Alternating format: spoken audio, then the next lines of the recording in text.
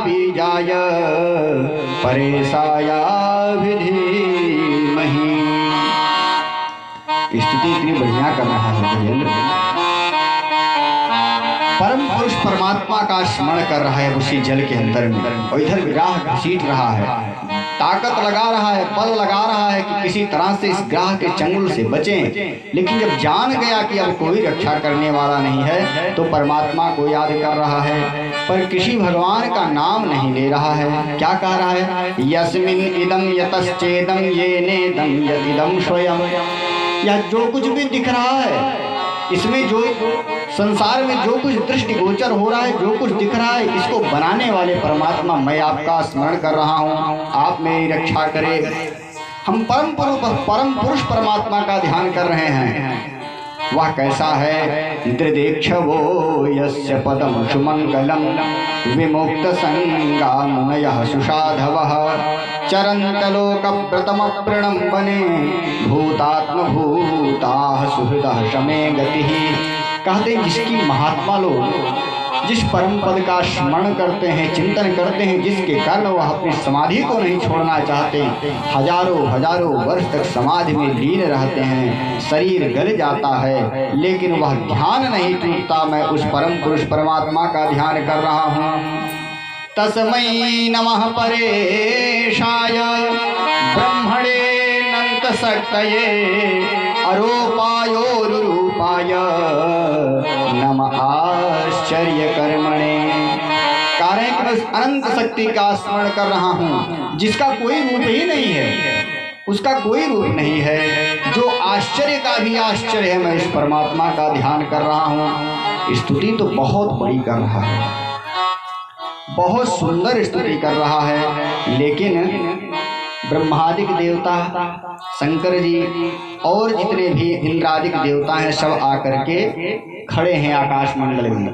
इतनी बढ़िया स्तुति सुन करके सब लोग आ गए हैं, लेकिन सब देवता यही विचार कर रहे हैं। क्या विचार कर रहे हैं? माफ कीजिएगा, शंकर जी नहीं है, ब्रह्मादिक देवता। ब्रह्मादिक देवता आकर के आकाश मंडल में खड़े हैं, सोच रहे हैं एक बार ब्रह्मणे नमः कह दे, तुरंत इसको बचा ले। इंद्र कह रहे हैं एक बार गलती से इंद्राय नमः कह दे, इसको बचा ले। इतनी बढ़िया स्तुति कर रहा है, लेकिन गज कह रहा है कि पुरुषायात्म मूलाय मूल प्रकृतये नमः। इस मूल प्रकृति को जिसने बनाया है, इस प्रकृति का जो मूल है, जो आधार है, मैं उस परमात्मा का ध्यान कर रहा हूँ।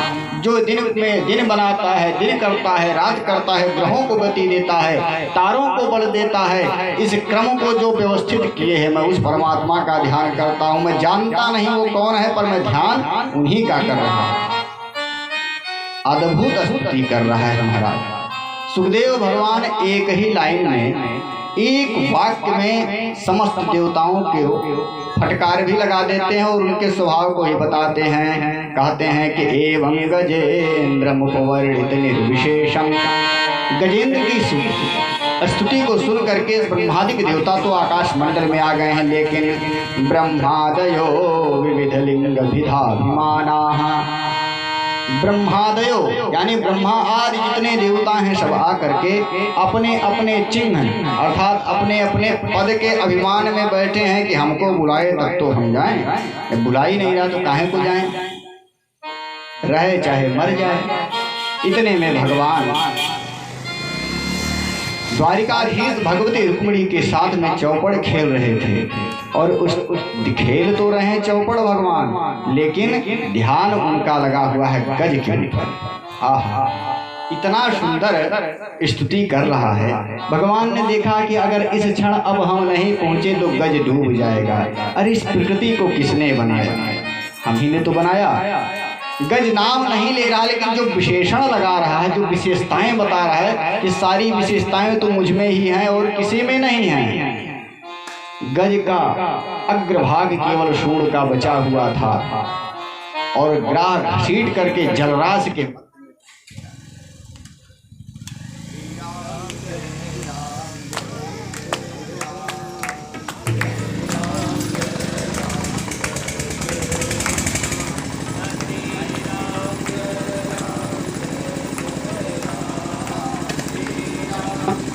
राम जय जय राम, श्री राम जय राम। जय जय राम। ग्राह गजेंद्र को जलराशि के मध्य में लेकर के चला गया। भगवान दौड़ते हुए आए। कुछ संत तो ऐसे कहते हैं कि भगवान जब दौड़े, भागवती कथा कहती है भगवान तो गरुड़ पे सवार होकर के आए। छंदोमयेन गरुड़ेन समूह्यमान चक्रायुधोभ्यगदमासु यतो गजेंद्रः। गरुड़ पे सवार हो, जब गरुड़ भगवान उड़ते हैं तो उनसे वेदों की ध्वनि निकलती है, उनके वायु से, उनके वेग से वेद ध्वनि प्रकट होती है। छंदोमयेन गरुड़ेन समूह्यमानः चक्रायुधोभ्यगदमासु यतो गजेंद्रः। तीव्र गति से गरुड़ पे चढ़ करके भगवान गजेंद्र के पास आए। लेकिन भक्त कहते हैं कि गरुड़ पर नहीं आए, गरुड़ भगवान के मन के समान चलते हैं। लेकिन यहाँ पर भगवान की स्तुति से प्रसन्न होकर के सबसे पहले जब भगवान उठे तो उनका पीताम्बर पहले दौड़ पड़ा। भगवान का उत्तरीय माने जो ऊपर गमछा रखते हैं, उत्तरीय भगवान का सबसे पहले उड़ा। पीताम्बर सबसे आगे आगे, पीछे भगवान और उसके पीछे गरुड़। क्योंकि गरुड़ को अभिमान था कि जब भी कहीं तत्काल पहुंचना होता है तो सरकार हमें को बुलाते हैं, और हम न होते तो जो क्षण भर में पहुंच जाते हैं ना और लैंड करते हैं तुरंत मामला बना लेते हैं, नाम इनका हो जाता है। हम ना होते जितनी जल्दी कैसे पहुंचते भगवान। तो गरुड़ को अहंकार था, तो भगवान ने यहाँ पर गरुड़ के अहंकार को चूर्ण कर दिया, उनके मान को भंग किया। भगवान ने कहा कि हमारी भक्त की पुकार को हमारा यह उत्तरीय इतना सुनता है कि मैं पीछे रह जाता हूँ, आप कहाँ के हैं। भगवान का पीताम्बर आगे, भगवान पीछे, सबसे पीछे गरुड़ जो मन के समान चलते हैं। बोले भक्तवत्सल भगवान की। गज देखा भगवान का पीताम्बर आ रहा है। सोन्तः सरस्तुर्बलेन गृहीत आर्तो दृष्ट्वा गरुत्मति हरिमुख उपात्य चक्रम। गज देख रहा है कि भगवान तो द्वारिकाधीश से आ रहे हैं पीताम्बर पहने हुए। आहा, मस्त हो गया। गज निरख्यो फहरान बसन की, गज निरख्यो फहरान बसन की। ललकी लगो मुख कमल बिलोकनी, ललकी लगो मुख कमल बिलोकनी। भूली गयो सुधि ग्राह ग्रसन की, भूली गयो सुधि ग्राह ग्रसन की। गज निरख्यो फहरान बसन की। भगवान के पीताम्बर को देखा, भूल गया कि हमको कोई पकड़ा है और प्राण जाने वाले हैं। गज ने तुरंत उस सरोवर से कमल पुष्प को तोड़ा और कमलाकांत के चरणों में उस पुष्प को निवेदित करके अब भगवान का नाम लेकर के पहली बार भगवान का नाम ले रहा है। उच्छित्य सांबुजकरं गृहमाह कृच्छान नारायणाखिल गुरो भगवन् नमस्ते। नारायणाखिल गुरो भगवन् नमस्ते। हे नारायण, हे कमलाकांत, यह कमल पुष्प आपके श्री चरणों में निवेदित है, मुझको पकड़ लो, मेरी रक्षा कर लो। पकड़ लो हाथ बनवारी, नहीं तो डूब जाएंगे। पकड़ लो हाथ बनवारी, नहीं तो डूब जाएंगे। हमारा कुछ न बिगड़ेगा, तुम्हारी रात जाएगी।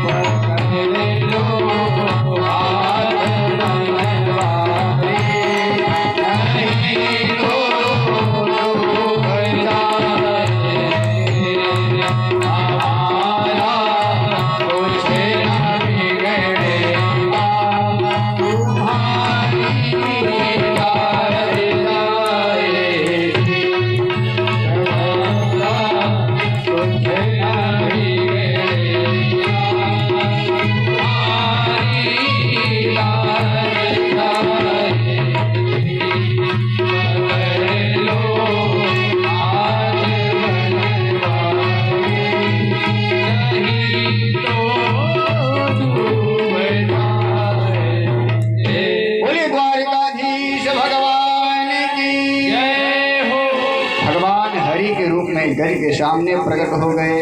भक्त श्री हरि भक्त कहता है, दक्षिण करस्थ चक्र की कठोर ठोकर से जल सूर्य ग्राह की समस्त शक्ति सो गई। वाम कर कंज से संहारा है करीस पग, देखते ही शंभु विधि की मति खो गई।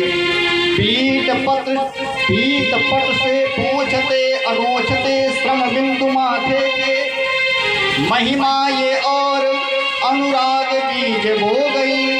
मानो ब्रजराज कहते हो प्यारे गजराज, क्षमा करो टेर सुनने में देर हो गई। क्षमा करो टेर सुनने में देर हो गई। बोले हरि भगवान की जय, द्वारकाधीश भगवान की जय। भगवान ऊपर से ही सूंड को पकड़े, गज को बाहर निकाले, अपने चक्र से ग्राह के गर्दन को काट दिए। ग्राहाद्विपाटित मुखाधरिणा गजेन्द्रम संपश्यताम हरिरमो मुचितुस्त्रियाणाम। बाहर निकाल करके ग्राह को भगवान ने मुक्त कर दिया। और भगवान जब पहुँचे वैकुंठ मारने के बाद ग्राह को, तो वहाँ पहुँचते एक देखते हैं द्वारपाल अतिरिक्त खड़ा है। लक्ष्मी जी से कहते हैं, ये कौन है, नया कहाँ से आ गया? तो लक्ष्मी जी कहती हैं, सरकार आपके भक्तों का चरण जो पकड़ लेता है, भक्त तो बाद में आता है, पर भक्त का भृत्य अर्थात भक्त का जो दास होता है सबसे पहले आप उसको मुक्त करते हैं। बोले भक्तवत्सल भगवान की जय। इसीलिए संतों का, ब्राह्मणों का, भगवत भक्तों का, गौ का सेवा करना चाहिए। इनका चरण पकड़ेंगे तो ज़्यादा ज्ञान उनकी जरूरत नहीं है, भगवान पहले आपका रजिस्टर में नाम लिख लेंगे। जो भक्त का चरण पकड़ता है वो वैकुंठ का अधिकारी पहले बन जाता है। महाराज परीक्षित कहते हैं, गुरुदेव ये ग्राह और गज ठीक है, दोनों का उद्धार हो गया, लेकिन एक बात नहीं समझ में आ रही है, गज जब हाथी के योनि में है तो इसको भगवान को इतनी अद्भुत स्तुति कहाँ से याद आ गई? सुखदेव भगवान मुस्कुराने लगे। इन्होंने कहा कि ये जो गज है ना, ये पूर्व जन्म में इंद्रद्युम्न नाम का राजा था। एक बार इसने महर्षि अगस्त का अपमान कर दिया था अपने राजा के पद में आकर। प्रभुता पाहि काहि मद नाहि, अहंकार तो आ ही जाता है। महात्मा को देखा, उनका अपमान कर दिया, तिरस्कार कर दिया। अगस्त जी को लगा ऐसा ही ये करेगा तो आज हमारा कर रहा है तो सह लेंगे, हमको कोई बात नहीं, लेकिन कल को यह प्रजा के साथ ऐसा करने लगेगा, दंड देना लगेगा, अधिक कर लगाएगा, प्रजा को तबाह कर देगा। तो उन्होंने दंड देने के लिए तुरंत साफ दे दिया कि जाओ तुम अहंकार में चूर, अहंकार के मद में तुम चूर हो, तुम दंड प्रणाम भी भूल गए हो, जाओ हाथी हो जाओ, सूंड हिलाते चलते रहो। महाराज हाथी बन गया, चरण पकड़ के रोने लगा। कहा सरकार बहुत बड़ा अपराध हुआ। तो अगस्त जी कहते हैं कि जाओ, महात्मा तो रिझ भी जाते हैं जल्दी। अगस्त जी ने कहा कि चलो तुम्हारी मति अच्छी है, इसलिए जब तुम्हारे ऊपर संकट आएगा तो तुम्हारी पुनः इस जन्म की जो प्रवृत्ति है, जो ज्ञान है, वो जागृत हो जाएगा और तुम भगवान का स्तुति करके तुम्हारा उद्धार हो जाएगा, यह शरीर छूट जाएगा। कहते हैं ग्राह कौन है, मगरमच्छ कौन है? कहते हैं ये हूहू नाम का गंधर्व था। देवताओं में एक विभाग है हाहा और हूहू, ये गंधर्व होते हैं, ये केवल हंसाने का काम करते हैं। एक बार देवल ऋषि नदी में स्नान कर रहे थे तो सोचे थोड़ा गायत्री जप करने का, संध्या तर्पण करने, नदी में खड़े होकर के जप करने का लाभ अधिक है, लाख गुना अधिक है। घर में करने से सामान्य फल, गौशाला में करने से 1000 गुना फल। कोई पूजा पाठ जब तब करना है घर पर करेंगे तो सामान्य फल, गौशाले में करेंगे 1000 गुना फल, नदी के तट पर करेंगे तो लाख गुना फल, और भगवान शिव के समीप करेंगे तो अनंत गुना फल हो जाता है। यह व्यवस्था है। तो नदी में स्नान किया देवल ऋषि ने, तो कुछ जप कर रहे थे। हूहू नाम के गंधर्व को महाराज मजाक सूझ गया और धीरे से डुबकी लगाया और रेंगते हुए गया, देवल ऋषि के चरणों को पकड़ के जल के अंदर खींचने लगा। अब महाराज अच्छा भला पूजा कर रहे थे तो लगा कोई जल का जीव मगरमच्छ पकड़ लिया, डर करके बेचारे चौंक गए। जब तब सब छूट गया और बाहर निकल के हूहू हंसने लगा। खुद ठहाके मार के हंस रहा था। इनको क्रोध आ गया, कह रहे मोर, अच्छा खासा जब चल रहा था तुमने हमको डरवा दिया, जब भी मेरा छूट गया जा तू मगर मत छूट जा। अब महाराज चरण पकड़ के रोने लगा, कहा सरकार हम तो हंसाने के लिए ही हैं, हम गंधर्वों का यही काम है, इसलिए आप हमारे अपराध को क्षमा करें, हमारा उद्धार करें। तो देवल ऋषि ने कहा कि इसी प्रकार से भक्तों के संतों के चरण को पकड़ते रहोगे तो एक दिन भगवान तुम्हारा उद्धार कर देंगे। तो आज संयोग